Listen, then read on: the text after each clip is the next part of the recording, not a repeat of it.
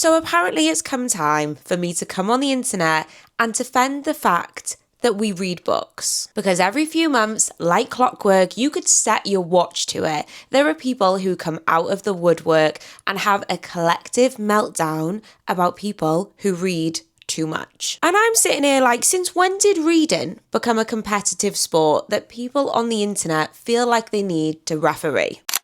Hi book friends, welcome back to my channel. Today we are going to be speaking about the most bizarre and frankly exhausting topic that is cycling through BookTok, BookTube, the whole community in general, and that's the obsession with how many books other people are reading. So grab your emotional support beverage because we're going to get into why this discourse is not only annoying, but quite frankly harmful to the book community. Let's go.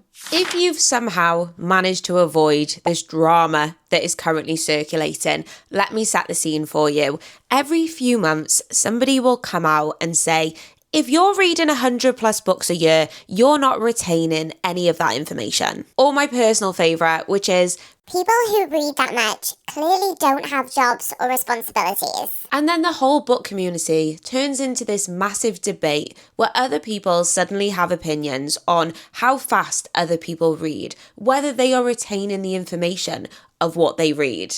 And even so far as if the way that people consume books should count towards their reading goals, should count towards the number of books that they read. And I need everybody just to take a deep breath for a second while I ask you this question.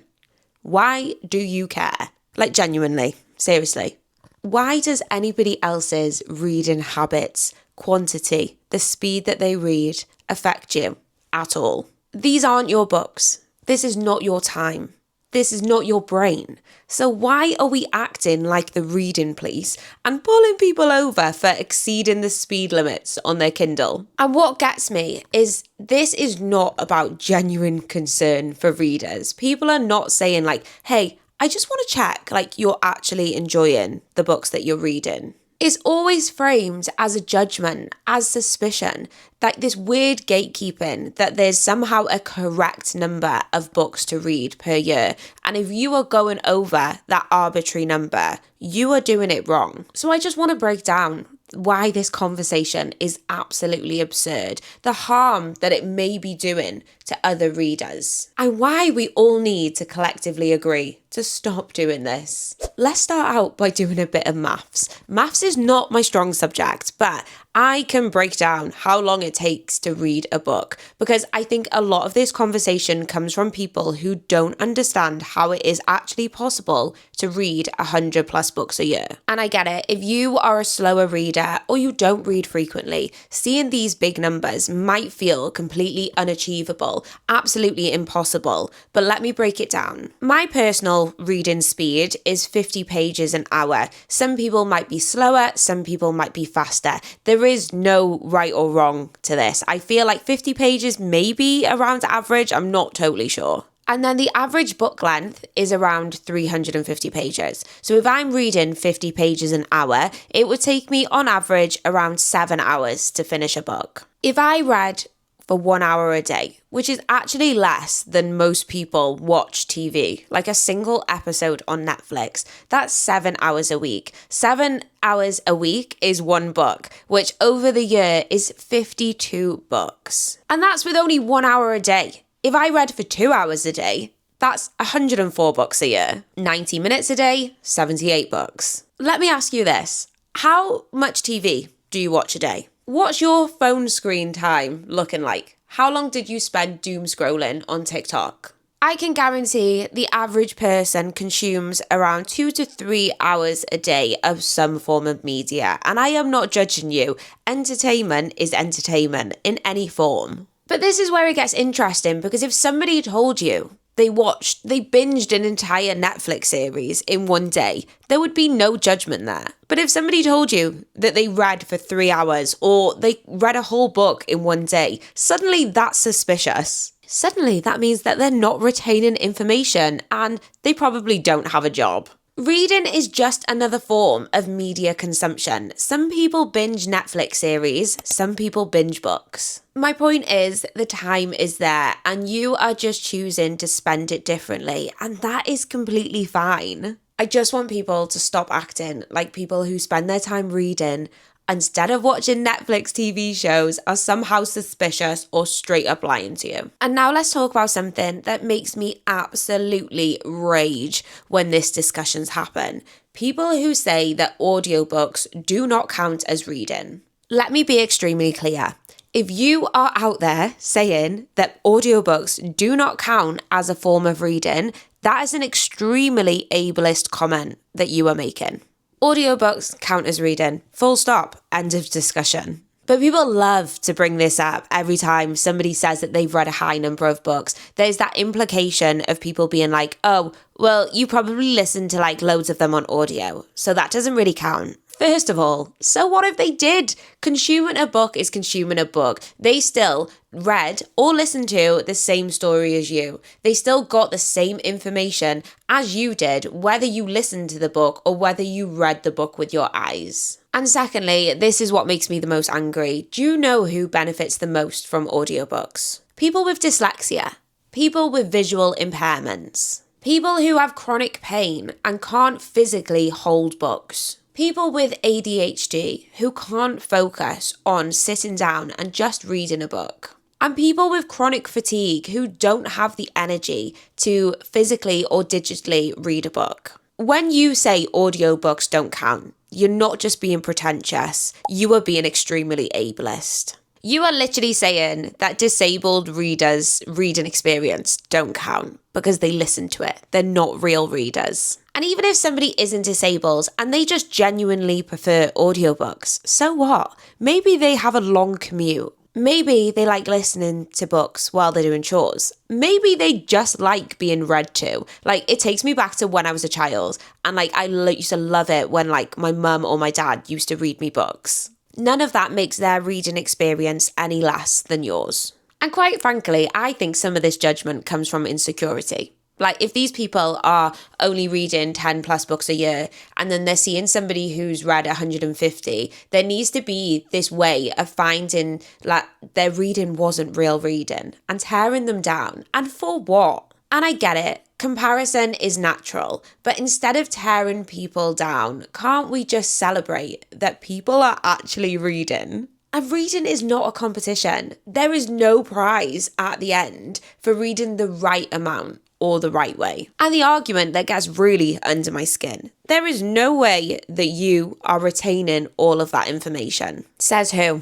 Who have you got that information off? Are you basing it off your own reading experience? Your assumption on how other people's brains work? Retention varies massively from person to person, book to book. I can read a thriller book and tell you everything that happened back to back. I can read that book in one sitting, remember all of the plot twists, remember all of the characters, and just genuinely remember everything. And then I could read a dense, slower burn thriller book where the story just didn't connect with me. And actually, I've forgotten half of it by the time I finished with it because I just didn't get on with the book. Some people retain information better when they read quickly because they are so immersed within the story. Some people retain information better when they read more slowly and more intentionally and they want to annotate their books. And some people, myself included, can forget a character's name by the time that they get to chapter 3. Every single one of those are an extremely valid way for your own reading experience. But let's be really honest about what people who use this argument are actually saying. When people say you are not retaining anything if you read that many books, what they are really trying to say is, I don't believe you are retaining that information because that is not the way that I read. And I get it. If you are a slower reader and that is how you read, if you see somebody blow through a book in a day, you're automatically going to default to, well, how did they enjoy that? How are they going to remember it? Because that's not how you read. And also, this might be controversial, but who says that every book needs to be retained forever in your brain? Sometimes I just read a thriller because I want to be entertained for a few hours. I don't need to write an essay on it. I don't need to remember the plot 6 months later. All that matters is when I was reading that book, I had a good time. Reading doesn't have to be this deep, life-changing intellectual experience. Sometimes a book is just fun, and reading a book is our own form of personal entertainment. And I touched on it before, but reading speed varies massively from person to person. I have friends who are incredibly fast readers. I'm talking 100+ pages an hour.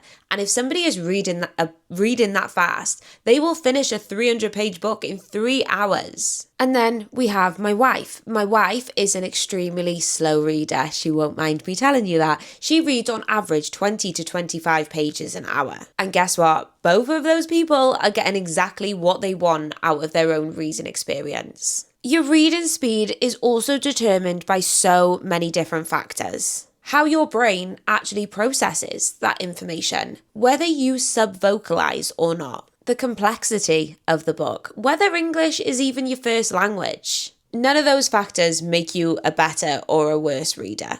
They just make you you. Your reading speed is also determined by the type of book that you're reading. I think we all know by now that like Frida McFadden, the writing level is so middle grade that you can just fly through it. Whereas if you're reading more of like a dense epic fantasy, you're not going to be able to read it as quick as what you can read that Frida McFadden book.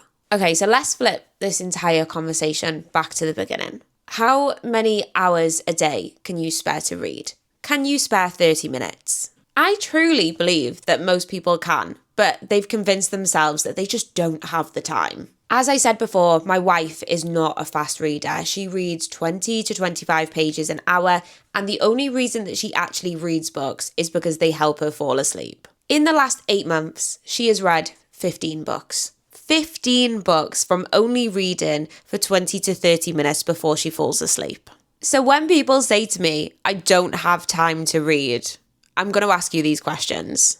Do you scroll social media before you go to bed? That's reading time. Do you watch TV in the evening?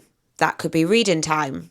Do you listen to music on your commute? You could be listening to an audiobook. And I'm not saying that you have to use that time for reading. Like if you want to doom scroll in TikTok, you can do that. But don't act like people who do use that time to read are somehow superhuman or don't have real responsibilities. And if reading is not your priority, that is also fine. But stop judging readers who do choose to prioritize reading. And you know what I actually find absolutely wild about this discourse is the amount of energy that people are using to spend time criticizing these people who do read quite a lot of books. Think about it. You're using that time out of your day to post how suspicious it is that that person read 200 books in a year. Use that time. Go and read a book. How about you just go and put that same energy into your own reading journey? I just think it's mad that there's people out there that are spending more time talking about books than actually reading books and more time criticizing those people. I just think that there's this weird book culture where it seems to be that people spend more time talking about books than they do actually reading those books. And listen, I get it. I'm a book content creator. I probably do spend more time talking about books than reading them. But when that energy starts to become negative, I think that's when we need to take a step back and actually look at what we're putting out there. So I've spent a lot of time talking about in this video about what is making all of these conversations wrong. So what can we actually do that can make them right? Because I actually don't think that sometimes when these conversations take place that they are always malicious. I do think some come from people who are genuinely curious. So this is what I wish that these conversations actually looked like. Instead of, there's no way you read that many books. Try, wow, what's your strategy for finding so much time to read? Instead of, there's no way you're retaining all of that information. Try, how do you retain all of that information? Instead of, audiobooks don't count, why not say, What's your favourite audiobook? I'd love to try one. We could be sharing tips on our reading journeys, but instead we're just stuck in this argument and defensiveness, which nobody actually wins. Imagine a book community where fast readers can share their tips without being accused of lying. Audiobook readers are celebrated for their dedication in reading books. And people who read 5 books and 500 books are welcomed absolutely equally. That is a community that I want to be part of, and I think most of us do. At the end of the day, we are all just people who love books and love stories and are obviously extremely passionate about that. So next time you see somebody posting that they read 10 books, 100 books, or even 200 books, maybe just think to yourself, good for them for picking up a book. All right, book friends, that was a lot. I'm very passionate about this, if you can't tell. Thank you for sticking with me to the end of this video. I clearly had some feelings that I needed to work through, and I think we worked through them together. I'd love to hear your thoughts on this topic in the comments, but please keep it respectful and supportive. If you enjoyed this video essay and you want to see more deep dives into the book community, then please be sure to give this video a thumbs up and subscribe. And remember, friends, read your books in your way, at your pace, because that's all that matters. Thank you for watching, and I'll see you in the next video.